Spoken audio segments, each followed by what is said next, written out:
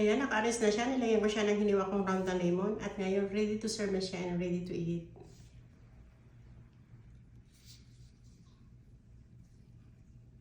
هاي روز. Hi, madam. How are you? Fine, madam. الحمد لله. اليوم روز بتسوي لكم كابلي لحم طازج. يلا روز. Hello mga kabayan, gumagawa ko ng kabili laham. At ayan, ready ko na itong laham. Hinugasan ko na siya. At ito, naghiwa ko ng 2 onion, small piece. At 1 tomato, small piece. At itong orange, yung ginawa ko siyang lemon juice. At yung balat niya, hiniwa ko siya ng small piece.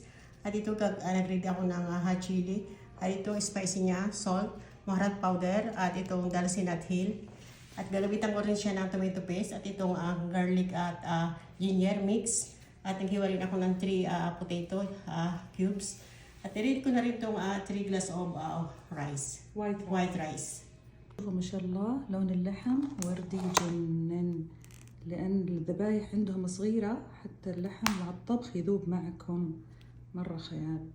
هذا تطبيق طازج، لما تدخلون عليه شوفوا شلون تقدرون تطلبون اللحوم الخضار كلها في صفحة واحدة بدون ما ترجعون للصفحة الرئيسية كل مرة. شوفوا هنا بوكسات الشوي، هنا اللحم المفروم، تبغون اللحم Onion. Mix ko lang siya.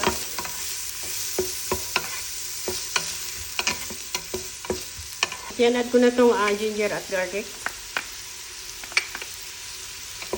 I-mix ko lang siya. Add ko na itong darsin at hill at itong maharat powder.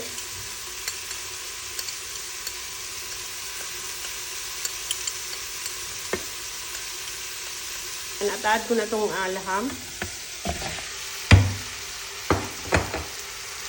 I-mix ko lang siya. Ayan. At i-add ko na rin itong tomato. Mix lang. At add ko na rin itong half nitong tomato paste.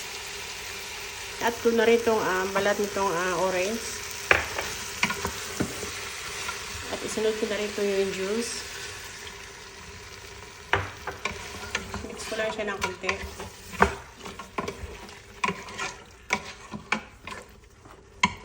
At add ko na rin itong potato.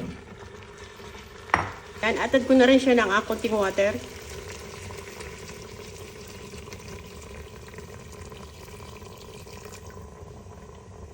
خلاص كفي. اخترنا خيار لحم يا بنات وزدنا الوقت خليناه نص ساعة. يلا روح. Ayan, tatakpan ko na siya. At itong rice, pakukulang ko lang siya ng 5 minutes. At after 5 minutes, i-drain ko na siya.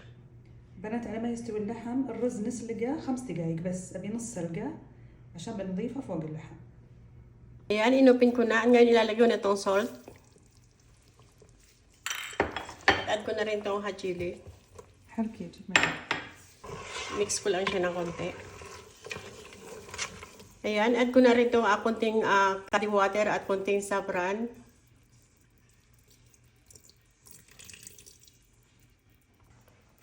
At ngayon, add ko na itong rice.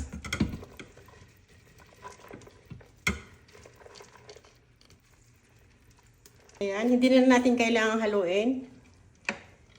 At ngayon, add ko itong natirang curry water dito sa top niya.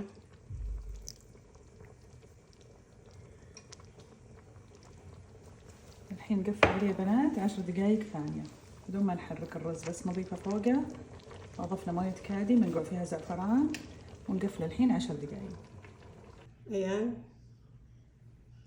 Sandukin ko na siya. نشيل بس يا بنات الرز الأصفر عشان هذا اللي بنخليه من فوق، والقدر بنقلبه. Ayan, nilagay ko na siya sa malinis na lagyan. At tanggalin ko na itong pot.